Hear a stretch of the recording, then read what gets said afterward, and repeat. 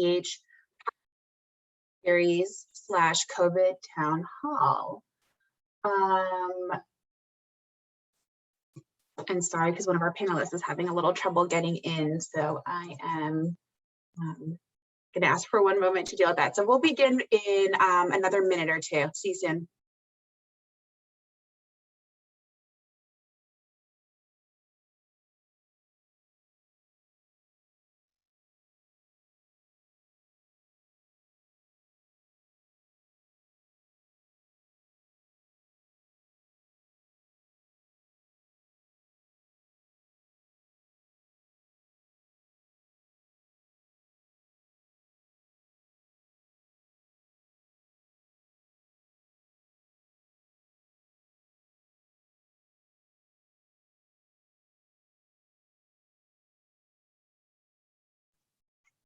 Okay, thanks again. So welcome, and while we, I think we have all of our panelists now, great.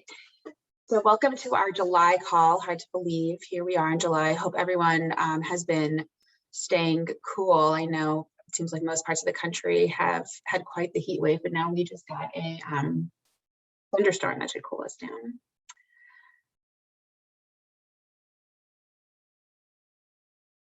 Eva, can you advance to the next slide, please?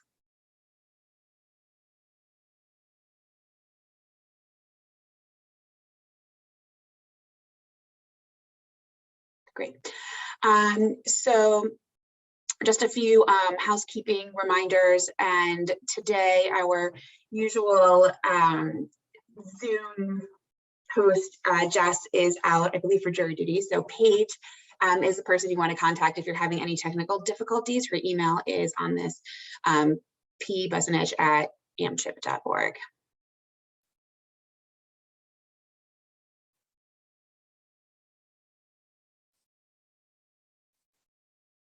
And okay, here we go. Our agenda for today is, I'll start with an AMCHP policy update, then we're going to turn it over quickly to our CDC update.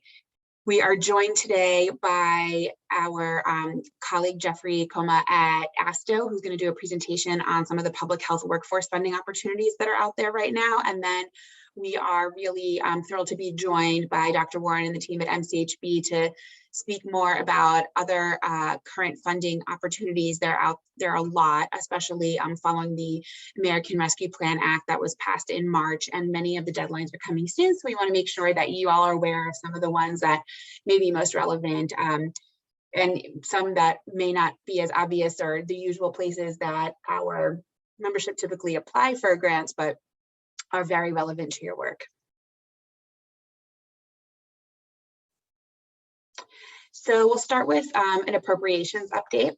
The House Appropriations Committee has decided their allocations for each subcommittee, and I'm really excited to share that in the House, the Labor, Health, and Human Services Subcommittee received an increase of $61 billion over FY21 levels, which is significant, because that means that if the overall bill has more money to be spread, then we are, hopeful that the programs that we care the most about have a little bit more chance, or better chance, of receiving their increase.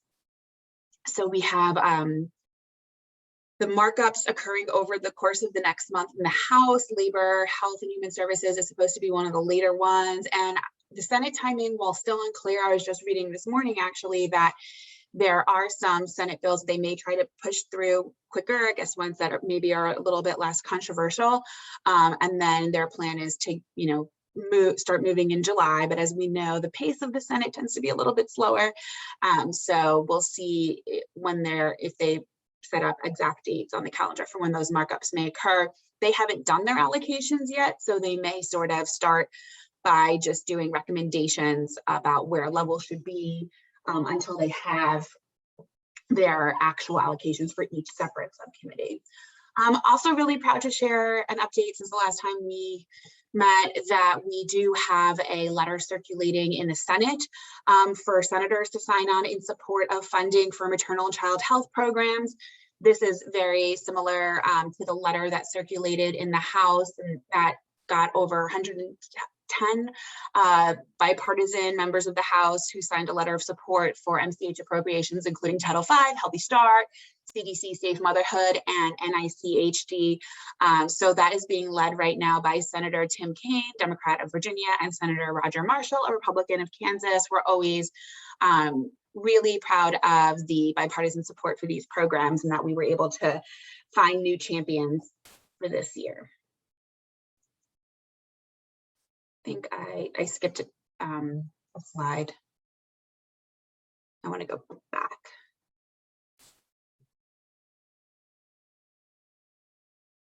Nope, I'm just missing a slide. Okay. Oh, here we go. Thank you, Eva. So one of the other things that I wanted to share is some recent congressional activity on MCH bills.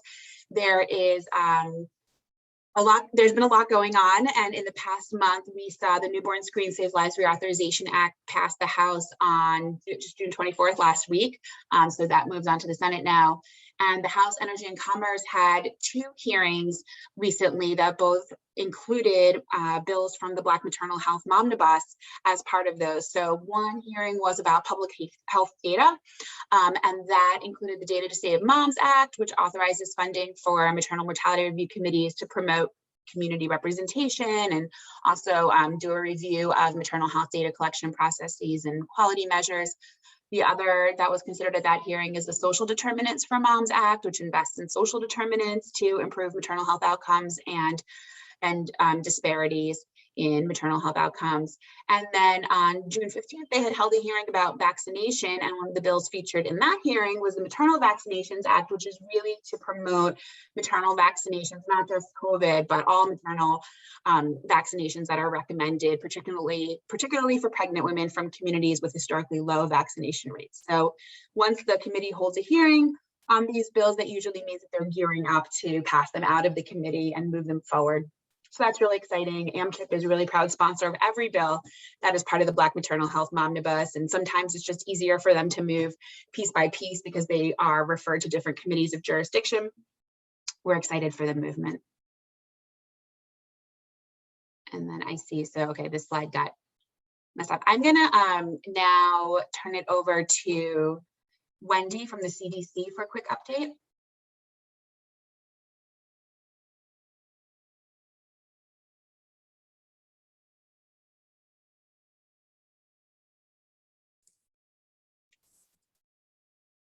Good? Yes, you're good. Well, hi everyone. Happy Thursday. I'm filling in for Karen today, who sends her best. She's on leave, which I hope many of you will be soon too. I have just a few updates that we wanted to flag on behalf of the response. I'm Wendy Rubin. I'm the Partnership Coordinator for the National Center on Birth Defects and Developmental Disabilities. And you'll have to bear with me because I have a number of links, and usually I get to do this behind the scenes, but today I'll post them in the chat after I get to share them. So first wanted to share that the data on birth and infant outcomes, which is on CDC's COVID data tracker, was updated on June 24th. So a pretty recent update if you need information on outcomes for babies. Web content is being updated to be in line with guidance for people who are fully vaccinated, including the breastfeeding guidance. So expect that coming soon. Another item to expect coming soon is updated school guidance. I don't have a date on that, but I was told soon there will be updated school guidance. And then funding, perhaps one of the more important updates, wanted to flag a funding opportunity. It's through the Council of State and Territorial Epidemiologists, so CSTE. They have a funding opportunity for state, local, or territorial public health agencies that are currently conducting routine population-based surveillance of the health and behaviors of pregnant and recently postpartum women before, during, and shortly after pregnancy related to COVID-19 vaccine. So I'll post that link in the chat. It is a CSTE funding opportunity funded by CDC.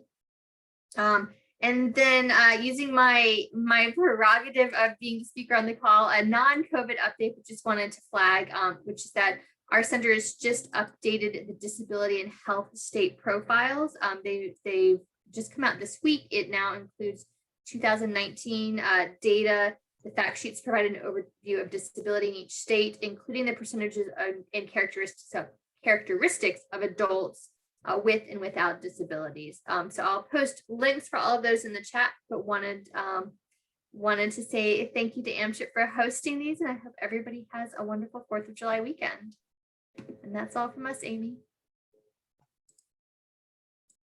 Great, thank you so much, Wendy. So now we are going to turn it over to our guest from ATHSO, Jeffrey. Great, there you are, take it away. Thanks so And much. you can Amy. just say advanced slides and Eva will forward them for you. Thanks. Okay, thank you, Eva, in advance. And good afternoon, everyone. It's a pleasure to be with you. I wanted to talk a little bit about some of the resources that we've shared with our members related to the public health workforce and some really exciting news. Next slide, especially with the more historic over $7 billion investment in the public health workforce, and truly investing in the people that mean the most at public health departments, which are the people. So next slide. But before sort of getting into sort of more nitty gritty of things, wanted to highlight a couple of funding opportunities that have expired, but are really important to note. And the first one is related to CHWs for COVID response to resilient communities. And the eligible recipients for this particular application were state governments, county governments, and a couple of tribal organizations. The funding is for 3 years, and it's over 70 awards. And it's really accomplished 3 separate tracks of work that include building capacity for CHW efforts, enhancing, expanding CHW efforts, and developing innovative demonstrative projects to strengthen the use of community health workers, which has truly been a particular focus of the administration as well as of our public health departments. Next slide. Another critical grant announcement was the National Initiative to Address COVID-19 Health Disparities. And also similar to the previous one, eligible recipients were also state, county, and local governments through CSTILTs. And the amount, the time period or timeline for this particular funding stream was for 2 years for over 108 awards. And really the goal of it was to strengthen health, infrastructure, preparedness, and response capabilities at our health departments, and also more importantly, advance health equity in underserved and disproportionately affected communities. Next slide. And then leading into these last 2 that I mentioned are 2 separate ones that sort of had a more local focus, but we're also out of HRSA, particularly the Healthcare Systems Bureau. The first one was an award for a year for over 121 awards to strengthen public health infrastructure, sort of similar to the last one, and really address health disparities. But like I said, this was coming from HRSA. And another one, but this one was community-based workforce and vaccine outreach. The time period for this one was 6 months for 10 awards. But particularly for this one, organizations, they needed to demonstrate experience in implementing relationships with state, local, and territorial public health entities. Next slide, please. But really getting into the nitty gritty of the over $7 billion announcement recently from the White House, and as well as some of the work that CDC has also been doing on this. There was actually a webinar a couple of days ago that, for sort of grantees and stakeholders to delve much more into this historic investment. The first bucket of funding really is to increase public health staffing in state and local governments, and the funding for this is roughly around $3.4 billion. And like I said, this is really meant to increase staff at public health departments for a multitude of activities, including vaccine outreach, testing, contact tracing. A large portion of this particular funding was, at least $500 million was to be made available to hire school nurses. Of that, the $2 billion was specifically for state and territorial and local health departments, and that funding has already gone out. In addition to the school funding that I just mentioned, there was also a really big historic investment in the DIS program to the tune of $200 million per year for 5 years, a little bit over $1 billion. And then lastly, there was also support for the CDC Foundation to support state and territorial funding for $200 million. Next slide. Specifically, I want to talk a little bit more about the $2 billion that went to state, that went to health departments. And that for that particular award, There were the timeline for that award was 2 years. Like I said, it's already gone out. It really was to really target permanent, full-time, and part-time staff, temporary or time-limited staff, fellows, interns, contractors, or contract employees. So really the whole gamut.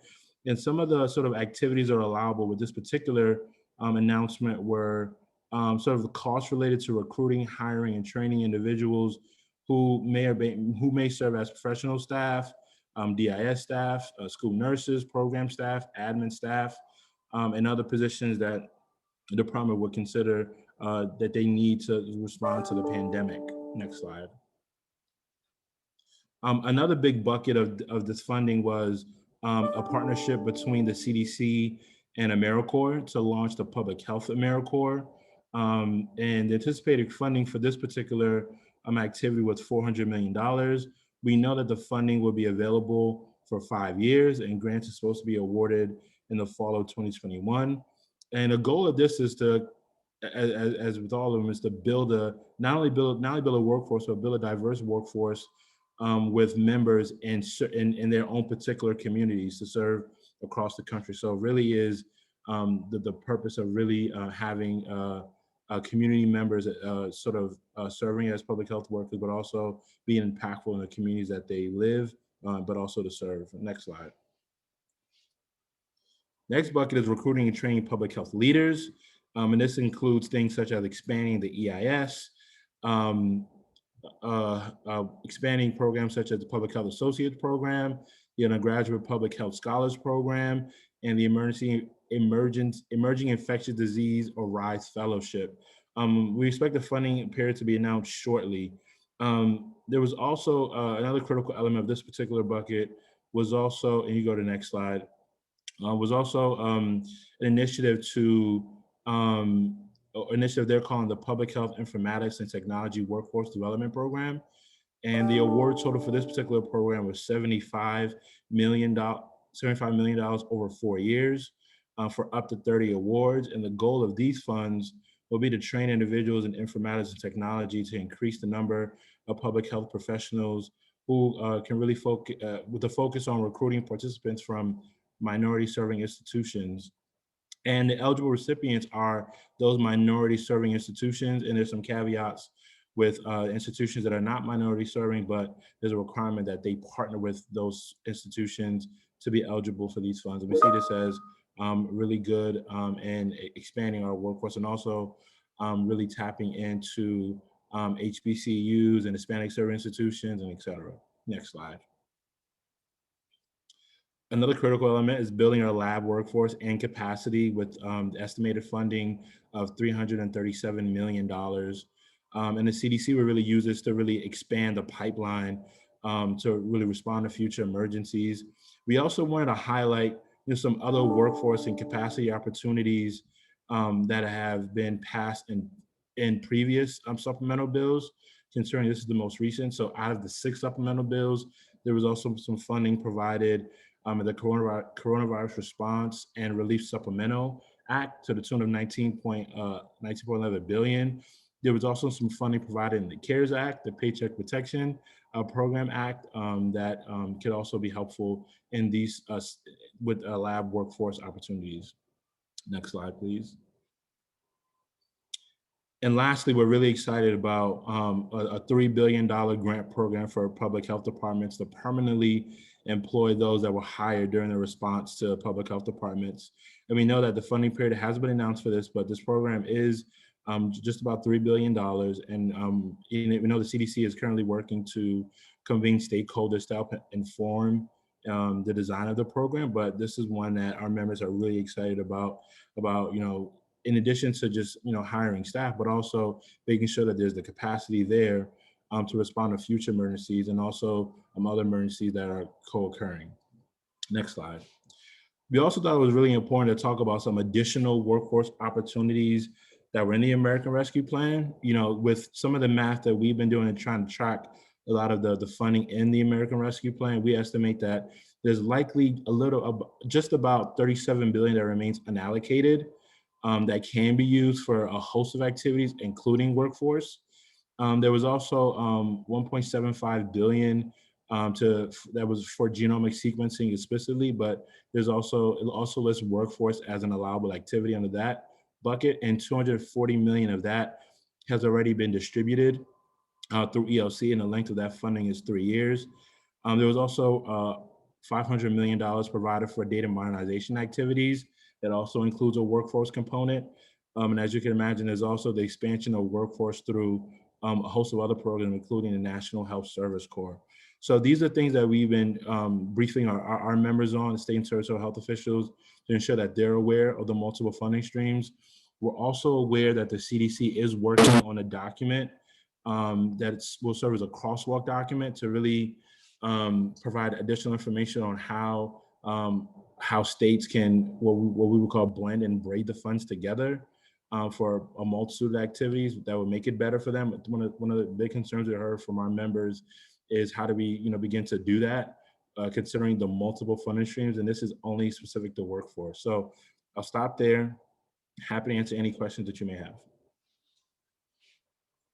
Great, thank you so much, Jeffrey. We did have a question if you had any more information about the funding award that also makes available the 500 million for hiring of school nurses. It was the CDC Crisis Response Cooperative Agreement, but do you know if that was, you have a little asterisk that the FOA was already issued, and I was wondering if you had a link to that.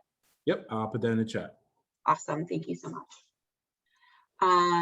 There was another question about finding out who in the states have won these awards so they can know who has the funds available. Is there a central place where the CDC has everything posted, or is it maybe by center that's making the awards? Yep, that's another good question. I'll post that link in the chat as well. The CDC, they recently, well, prior to that, they had what I would call a nice Excel spreadsheet that they had with respect to all the funding that's gone out, but they sort of revamped that site, and now there's a more interactive sort of database tool that you can search by state, you can search by a particular supplemental bill, you can search by a particular type of funding, and I have that readily in front of me, so I'll put that in the chat first, but that will give you a rundown of exactly how much each state has received, and also what type of funding they received and how much. Wonderful, thank you so much. If there aren't any other questions at the moment for Jeffrey, and hopefully you'll be able to stay on for the rest of the presentation, I'm going to go ahead and turn it over to Dr. Warren to introduce the MCHB discussion. Thank you, Amy. Good afternoon, everyone, or good morning, depending on where you are joining from. Good to be with you all. We wanted to spend a little bit of time. So as you just heard from ATHSO, there is a lot of funding available. And one of the things we want to do is to think about how do we maximize that for MCH populations. And when I say we the field, how do we support you all in doing that? And we recognize that this is like drinking from the fire hydrant for you all. Not only is there a lot of money coming really quickly with really tight turnaround times, but oh, by the way, you're in the middle of the pandemic response and you're trying to support colleagues in thinking about schools reopening and adolescent vaccination and all the other things that you are doing. And so we wanted to spend a little bit of time finding out what can we do to best support you moving forward in terms of what you need to best be able to maximize these funding opportunities. So we're not, I'll go ahead and give a spoiler alert. We're not going to say, here's the magic answer, how to make all this work. We want to hear from you about what you need so that we can best tailor solutions for that. And specifically, I'm thinking about how we might lean on some of our grantees that we fund through cooperative agreements, particularly national organizations, to be able to say, here's what we're hearing from states and jurisdictions in terms of what they need. We need your help in being able to do this, because this is really bigger than the Bureau. This is really looking across multiple parts of HHS that serve kids and families, but also across other parts of the federal government, so other departments even outside of HHS. So we want to listen and hear what you need, and I'm pleased to be joined today by Ashley Wilkes, who is in our Office of Policy and Planning within MCHB, and she's going to walk you through a bit of information and then lead that discussion. Great, thank you, Dr. Warren, and thank you all for the opportunity to share some important information on funding available through the American Rescue Plan Act with you, and then kind of have that conversation about how we can better support you in leveraging that and using that. So as you know, the American Rescue Plan, or ARP, is a $1.9 trillion emergency relief bill aimed at providing economic relief to the nation's families, workers, and businesses. The bill offers huge opportunities for investment in key systems enhancements and infrastructure to support coordination for activities that can benefit mothers, children, and families, especially since many opportunities are one-time only and time-bound based on the legislative language. So here, next slide, please. Here on this slide are just a few places where the bill provides additional funding and or expanded services for women, children, and families. Given that the bill passed in early March, and as you can see from Jeff's presentation earlier, many of the related funding opportunities have already been released and are approaching the award phase. For example, HRSA issued the maternal, infant, and early childhood home visiting program funding that was provided through ARP to current MCHB Formula Award grant recipients to support activities directly related to COVID-19. Through this funding opportunity, HRSA awarded almost $40 million to 56 awardees, and we intend for these funds to support home visiting activities that address immediate needs of parents, children, and families related to the COVID-19 public health emergency. An additional round of MCHB ARP awards are planned for early FY 2022 to continue to support recipients in responding to ongoing COVID-19 related needs, including the expansion of services for families. And another program on here that we just kind of wanted to flag as a unique way they're using ARP funds was the Head Start program. So ARP also provided an additional funding for Head Start. Some of these funds are supporting Head Start programs to ensure vaccinations for Head Start staff and families. And this is helping Head Start programs return to safe, comprehensive in-person services. And several Head Start programs have even worked with their local health departments to become vaccination sites and are supporting vaccination within the whole community. Others provide culturally appropriate vaccination information and dialogue with their Head Start families. Next slide. So there are many relevant ARP funding and regulatory opportunities that are currently live and will continue through 2021 and into the coming years. Next slide. So the ARP includes several funding provisions that go directly to families, including those highlighted on this slide. Unemployment benefits have been increased through September 6, 2021 for current enrollees. There's also a new monthly child allowance. Automatic advance payments through the child tax credit will start on July 15th, 2021 and continue monthly. And there's no sign-up process for families with eligible children who filed their 2019 or 2020 taxes. However, low-income families who may not have filed taxes are also eligible, but they need to sign up to receive the credit. And I'm sure many of you have been involved in efforts in your states or organizations to spread awareness of this important benefit. In addition, families with children under 13 or a disabled dependent who needed childcare while looking for work are eligible for expanded child and dependent care credit based on reporting for upcoming 2021 taxes. And finally, there's a 15% SNAP benefit increase that is automatic for currently enrolled families, and newly eligible families can enroll in their SNAP or WIC office. Next slide. So we want to talk briefly about important changes the ARP made to Medicaid and CHIP. So state Medicaid agencies have increased access to home and community-based services through an increased federal match of 10%. if compliant with provisions outlined in the American Rescue Plan. This will help ensure seniors and people with disabilities can live safely in their homes and communities. And another key change, beginning April 1st, 2022, states may extend the postpartum coverage to 1 year by submitting a state plan amendment rather than through an 1115 waiver. The option provides for continuous eligibility during the postpartum extension, and states selecting this option must provide full state plan benefits during the pregnancy and postpartum period. And this option is time limited and sunsets on March 31st of 2027. Next slide.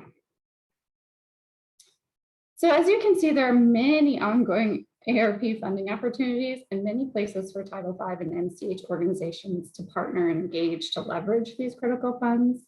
Looking ahead, many ARP funding opportunities are approaching the award phase, but we still expect new opportunities for grants and cooperative agreements to be released in the coming months, especially once we reach fiscal year 2022 in October. And as Jeff highlighted earlier, there's still a lot of funding out there, so there will still be opportunities. Next slide. So now we'd like to transition to hear a little bit from you. As Dr. Warren noted, there's many funds many of the funds have already been on the street and are being awarded. And you're the ones who are doing the hard work on the ground to support MCH populations in your communities. So we really want to hear about what you may be doing with or have done to date with ARP funds, and how MCHB can support you in preparing for additional ARP funding opportunities or help make those connections to organizations that may already have the funds that we can support you. So I'm going to cover a few discussion questions that we have. Please add your responses in the chat. Next slide.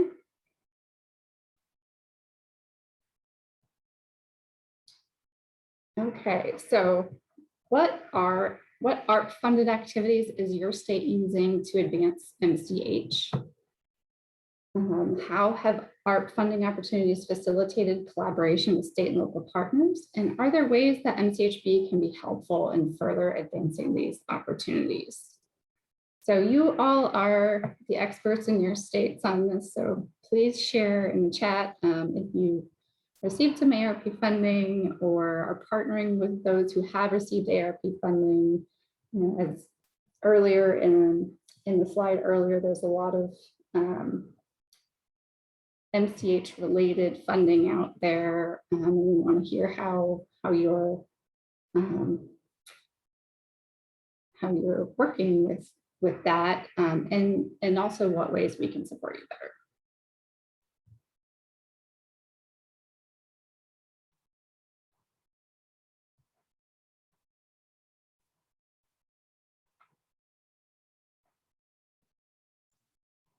And I will let you know, attendees, you're free to type in the chat, and you can also raise your hand so that you can be unmuted and we can call on you. While we're waiting, I might bring Jeffrey back in to ask, well, I'll mention that as part of some of the discussions that ATHSO has been so great at leading and inviting affiliates to share our experiences, I'm wondering, Jeffrey, do you have anything else to share about efforts to help folks in states, understand what's happening across different departments? I think one example could be, where like infectious disease, chronic disease, maternal and child health may have ripe opportunities to coordinate with each other. Part of that is, incumbent upon us. That's why we're doing these types of webinars and sharing this information, to make sure you realize that these funding opportunities are out there, and maybe they did raise, attention with other departments within your health agency. But I don't know if you have anything else to share on that. Sorry to put you on the spot, Jeffrey. No worries. No, I'm unaware of those directly. I know indirectly. I know, the affiliate council partnership was born out of a truly the need to continue to partner and collaborate within public health to make sure that we're all aware of the immense opportunities that are available to continue the partnership. I think something else that that we've continued to answer is, is this workforce funding, or a lot of the workforce funding, is it sort of static to one particular type of expanding the public health workforce? And the answer has been no. And what we've known is that the discretion really is for this, individual health departments to decide exactly what areas of their workforce can they improve with respect to the pandemic. But more importantly, as I think I heard in the previous CDC webinar, is in addition to doing that, is also making a link of improving workforce capacity post or past the pandemic and past the response. So is there ways that we can build our workforce to increase capacity to respond to the current pandemic, but also expand our workforce in a way that is sustainable and flexible over time? And I think that's where the partnership with the Affiliate Council and many other sort of abilities to do that has really been helpful and really garnered, I think, some support, but also too, is also getting this in front of the shows as, hey, in addition to this, here's ways in which that you can sort of engage much more on this, or your senior deputies can engage much more on this, and giving them the information to do so. Because I think it's one thing to understand that there's workforce funding available. It's another thing to understand exactly how much is available or how much is coming to them, or also to how much more remains unallocated that they should expect in the future.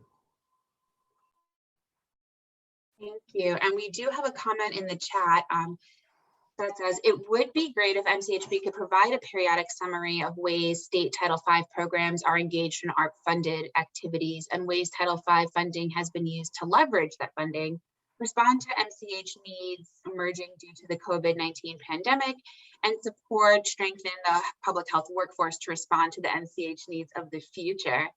And I'm assuming that, some of that, the ARP funding, since it's just really being released recently, we don't necessarily have that information comprehensively yet. So I think we're hoping to hear a little bit about that here. And I see Dr. Warren has his hand raised.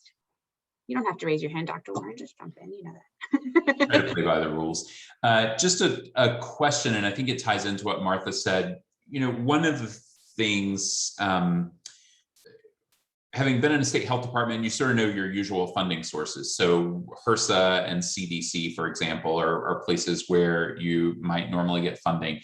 But there are MCH-related items, health-related items in other departmental budgets, like education, for example, that state health departments may not normally be tracking as closely. And so one of the things we're curious about is, within your states, how are you connecting across departments to see where those opportunities may be? So for example, for return to school activities, if some of those examples or some of those funds are about returning to school safely, could they be used to support vaccination campaigns, for example? So curious about, one, is anybody doing that? And what are the processes you're doing to connect across state agencies to understand those different funding streams?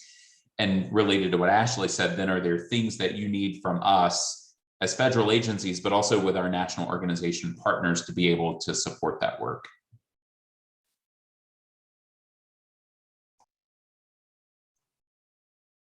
Thank you. I don't see any other questions or raised hands at the moment. Okay, here's someone says, we are using our Office of Strategic Initiatives to spearhead this. And could you tell us what state you're from? Tennessee. Could Toby, do you feel more comfortable or feel comfortable saying a little bit more about that and what they're doing? And I also see that Dr. McDonald had her hand raised as well, so I don't know which one of you want to take it, but. Hey, either way, Toby, are you unmuted?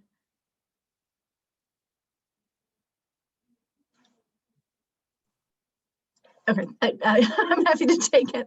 So I think generally it's been very helpful for us to engage in thinking largely about the very flexible ARP funding that's coming to the state at large. And so there's the there are all the pots of money that you guys have thankfully very well described, that we are more or less familiar with some of those depending on what they were. I think really good thing from an engagement with other departments has been this process around the larger state ARP funding, just because it's allowed us to put a couple of ideas into play with other departments, and then that has led to more discussions around additional funding opportunity that they have. And for example, we have been working on a ACEs, we're calling it an ACEs omnibus with multiple other state agencies.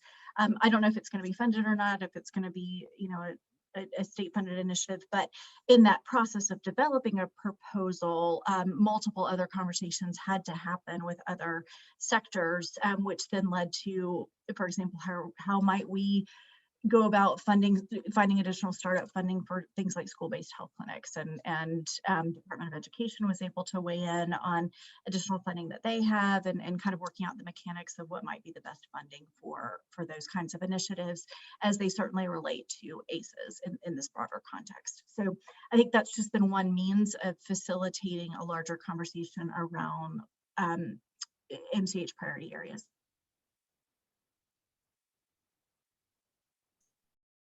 And Morgan, do you feel like that the information is out there in terms of what's available and where the different MCH related pots are coming down from all the federal departments, and the opportunity is just for coordination or talking across agencies at the state level, or is there an awareness piece that's missing too? I think we're trying to figure out, are there gaps, and if so, where are they? We don't want to fix a problem that doesn't exist. We just want to make sure we're supporting the states and jurisdictions as much as we can. Yeah, I think it's been, ATHSO and other entities have put out tables of available funding, as has CDC and HRSA. I still feel like I'm probably, even trying as hard as I can to stay on top of those funding sources, I still feel like I'm sure I'm missing things, and I'm kind of screenshotting, even as you guys are presenting slides, screenshotting, is this the one that I'm thinking about? And I think we talked about, but that might have been labeled as something else. And we actually, for example, community health workers was very high on our list to fund with whatever resource we could possibly get our hands on. And the release that came out first was actually our immunization disparities CDC grant. And so we funded community health workers with that, and then didn't have a lot of ideas left for the direct funding for community health workers later. So it's just been kind of a timing and grabbing opportunities as we can, and what bandwidth do we have as a state health department to write another grant, or do, partner with other entities and get that funding into play.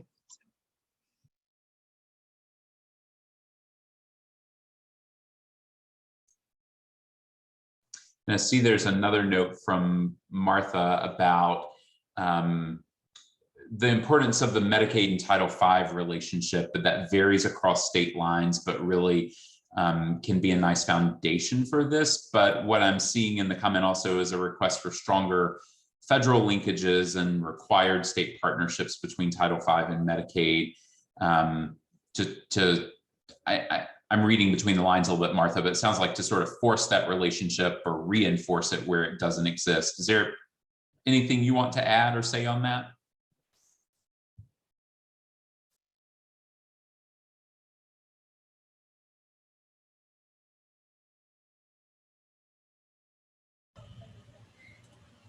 Sure. So, since every state is set up differently, some states I know Medicaid and Title V reside within the same state department.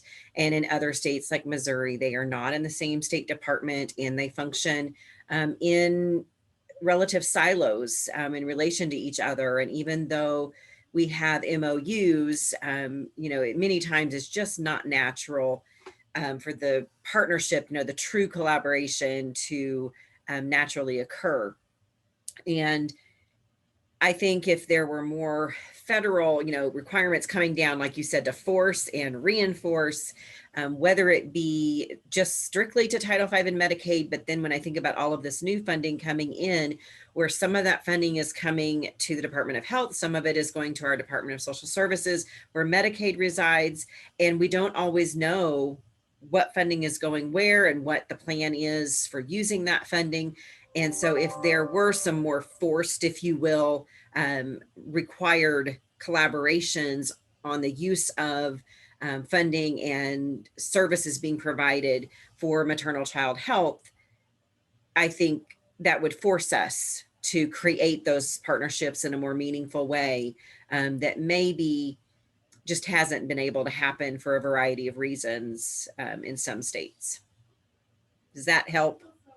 It does. Thank you. I think we've been trying to think about how we leverage the Title V Medicaid interagency agreements that are part of the block grant process. Those are now required to be submitted.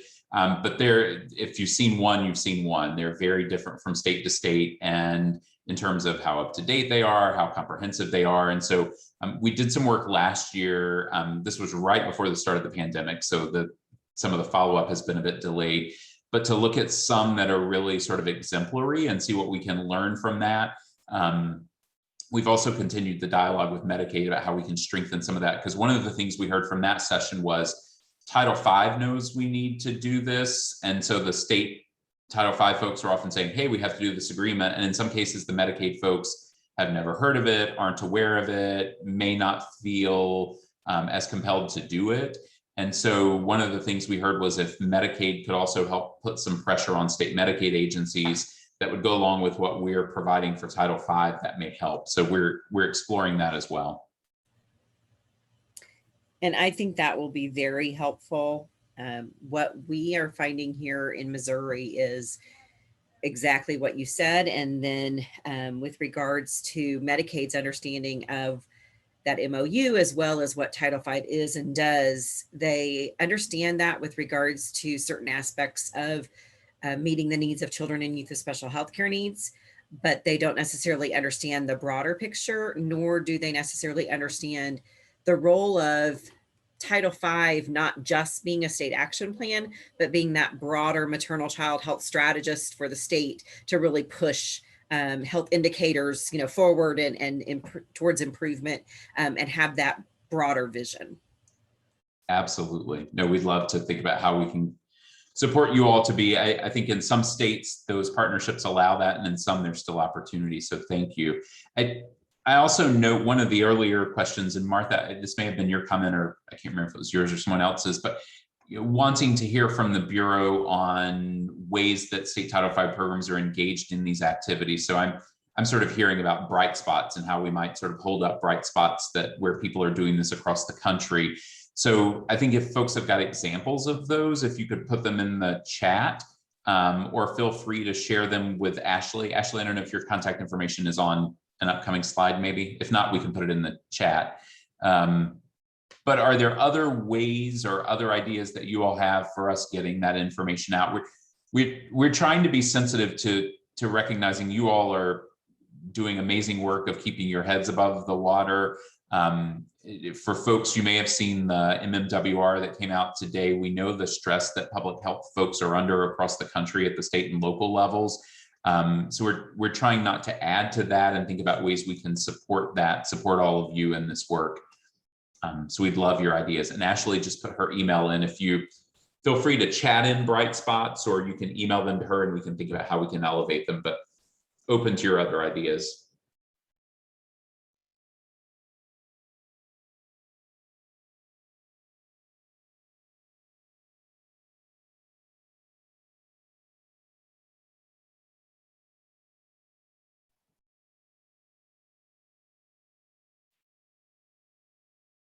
I think too, on the flip side of bright spots, back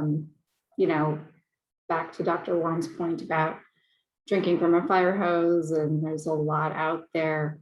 What are there challenges that you're all experiencing in the state? We've covered some of those.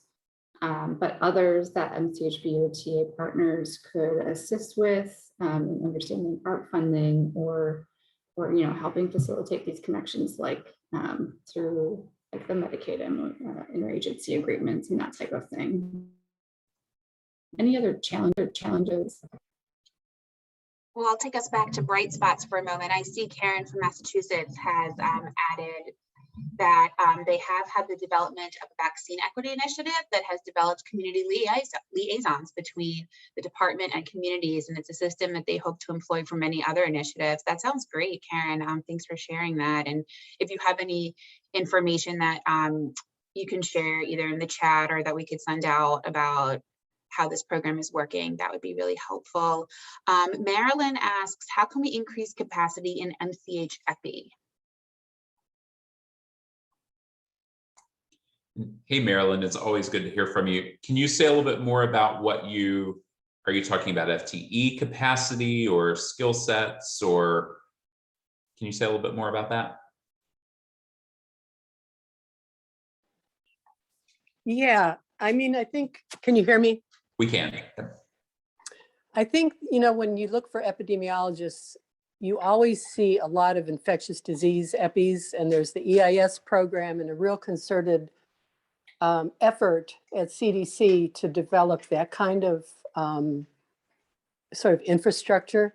And it's always so hard to find trained MCH EPIs. It doesn't seem to be, a priority. And I'm just wondering how we can change that.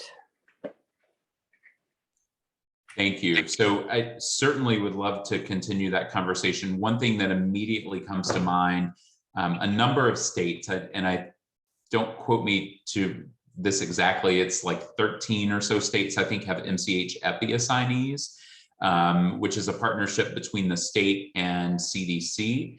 The reason that we're pulled into that is that many of the states use the block grant funds. So it's an 80-20 split. So the state is responsible for 80% of the cost and CDC pays the remainder. Many states use their block grant funds sort of off the top. So before we even send the award out to the states agree to have that part removed for salary, and we just send that to CDC. There are arrangements in a few other states for other funding sources, but many states use their block for that. I recognize in saying that means you're using part of your block grant for this, and that takes it away from other resources, but that's one. And those folks are doctoral prepared EPIs. I can speak from my time in Tennessee when we had one. They're a game changer. They really do sort of elevate the capacity that you have and just bring a depth of understanding of MCH as well as epidemiology to your program. And I see Paige has put a comment there. So that's one way. We would certainly be open to thinking about others, and we can bring our colleagues from CDC into that conversation as well. And if you've got other ideas, would love to hear them. Thanks. And there's a comment in the chat about the CSTE assignees and a growing number of those for MCH. So we should infiltrate MCH everywhere.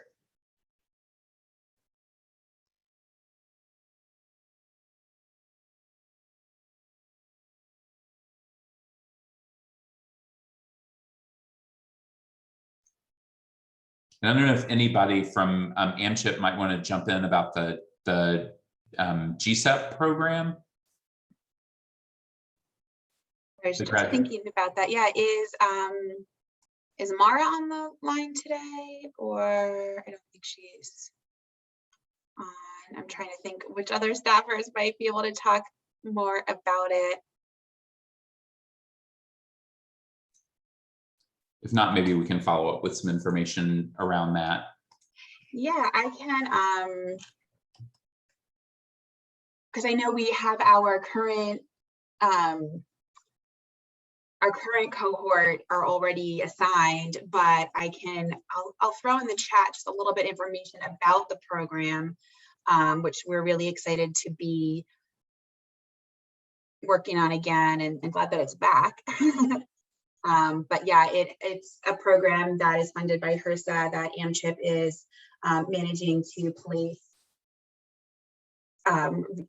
usually I think graduate students or recent graduates in different departments. And right now we have some really cool projects that they're working on in a number of states, and a few who are also placed in nonprofit organizations. And I see a lot of kudos from states that are hosting either MCH Epi assignees and CSTA fellows in Oregon and Tennessee. And oh, great, our colleague Ben Kaufman is going to hop on to talk a little bit more about the program. He will do a better job than I did.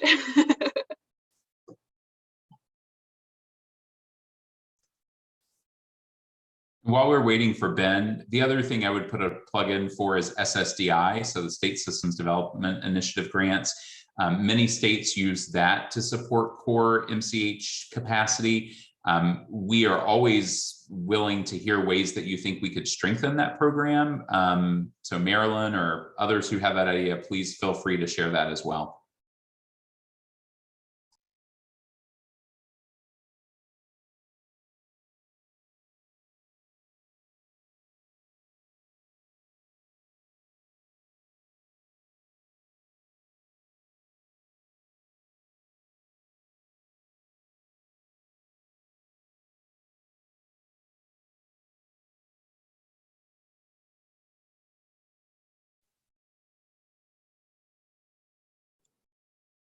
I see that Ben has joined, so we're making him a panelist and he can jump in. Ben, we're putting you on the spot to talk a little bit more about the GSEP program. Hi, I just hopped on. Amy, could you just briefly, what was the context for the question, or was it just? Yeah, well, it started out with, we had a great question about how we can increase capacity in MCH Epi. And Dr. Warren mentioned that the GSEP program is up and running, and I tried to do my best to describe it, but you could, I'm sure, do a better job. Got it. No problem. Hi, everybody. And thanks, Dr. Warren, for sharing a little bit about GSEP. GSEP is the Graduate Student Epidemiology Program, and it's something that at AMCHP we are really grateful to have HRSA's support in relaunching. This is a long-standing program that was dormant for several years, and the idea is it's a leadership program for aspiring MCH epidemiologists. So we have 20 graduate students, both masters and doctoral students. Sorry, toddler invention. We have 20 masters and doctoral students from all over the country in different university programs placed at host sites with state and territorial MCH programs at universities and at local public health, local health departments as well. And they're working everywhere this year from Maine to Palau. And each of those host sites have projects that our project steering committee has vetted, that the interns complete over 10 weeks with supervision. And it's everything from analysis of existing data sets to building capacity for data collection or data analysis. And then we have they do 5 hours of enrichment that's led by AMCHP, and that's a combination of didactics and reading and unpacking and small peer groups. And all this to say, from a capacity building perspective, we hope that this drives folks who are already in epidemiology into MCH epidemiology, gives them a taste for what it's like to work, especially in a state or territorial MCH program, and the opportunities that they have to be change agents, and really helps them see MCH as a big tent under which they can have a long and fulfilling career journey. I think on and that's really on the intern side of things. On the host site side of things, you know, it's an opportunity through our cooperative agreement with HRSA to have them have the MCH programs articulate a need, have that need filled, and grow the supervisory expertise in-house, and potentially have someone at the end of the summer that they would feel willing to hire if they had the ability to do so. So I think there's a ton of opportunities, again, both on the personal professional development side of things for the interns who participate. And unfortunately, we can only have 20 per summer. But we had 400 applicants this year, which I think says something. And then again, on the host side of things, it's really about filling gaps where I think, it's only 10 weeks, but 10 weeks of targeted energy can really do a lot, especially for the jurisdictions that don't have as much of a personnel infrastructure. So hopefully that's helpful. We intend to continue doing this. This is year one of at least 4 years. And we're, again, really thrilled to have a partnership with HRSA. Some of our steering committee members are also from the CDC's MCHB program, from CSTE. So we have a really strong coalition of folks that are helping us with this and contributing their expertise.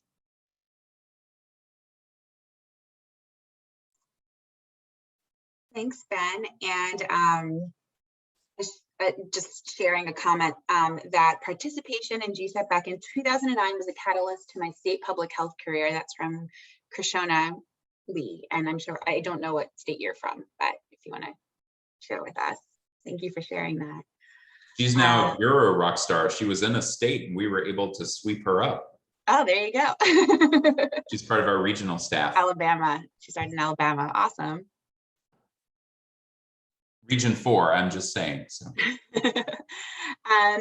okay, it's 3 o'clock. We did extend the time of this webinar today till 3:15 because we figured there would be some extra discussion. So we're happy to, continue chatting. I know some people might have to jump off. Were there any other, I know there's some more resources you wanted to share. Ashley, do you want to cover that? Yeah, if you just want to go to the next slide, we just had a variety of ARP resources and fact sheets from the White House on the American Rescue Plan Act, funding breakdowns. So these might be helpful in helping you kind of navigate what's out there. Yeah, so please use. And, if you have questions for us or bright spots you want to share or challenges, anything, any support you need, feel free to reach out. And if anyone has any last thoughts or stories, questions, ideas they want to share, please do. This is Amy again. I will add, I know that one of my colleagues, Paige, flagged that there were some more announcements today from the Department of Education about funding to support children with disabilities. And so I believe that's what Paige is sharing right now too. We wanted to make sure you had a link to that resource.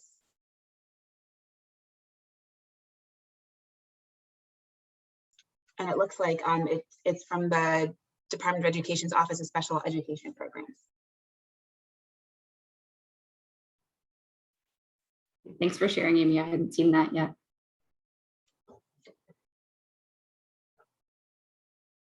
All right. Well, if there is no further discussion, we can certainly, wrap up.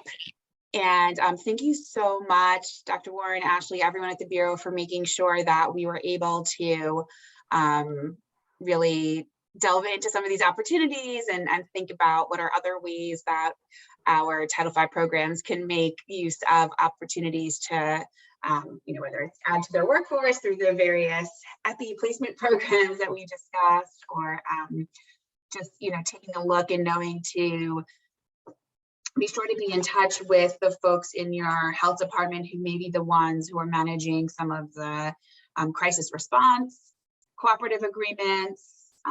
We hope you take advantage of those opportunities as if you aren't already busy doing everything else. So thank you. Next slide, Eva, please. Ben, if you're still on, did you want to, I'm not sure if you're still here, But we will just mention that we're still doing the MCH COVID Coaching Cafes Fridays bi-weekly from 2 to 3. And next slide.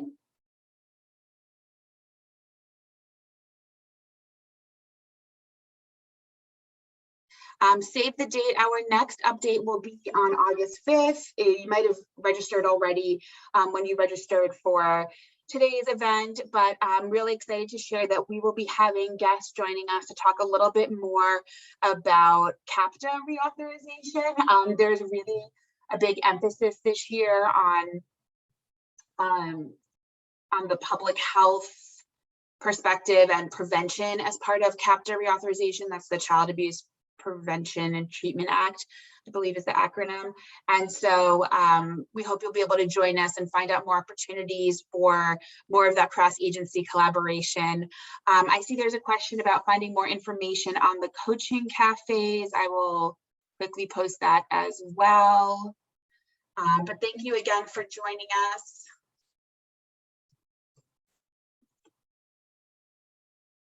And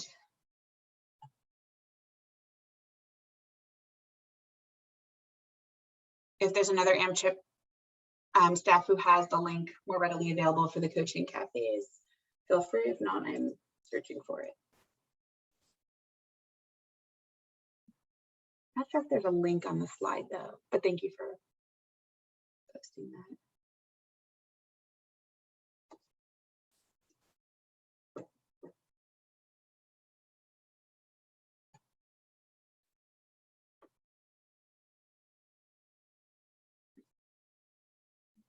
Yes, or you can email Grace. I believe this is the link, but yes, you can email Grace at amchp.org page. Thank you for posting her email. All right, thank you everyone. Have a great rest of your afternoon and we'll see you soon. Bye.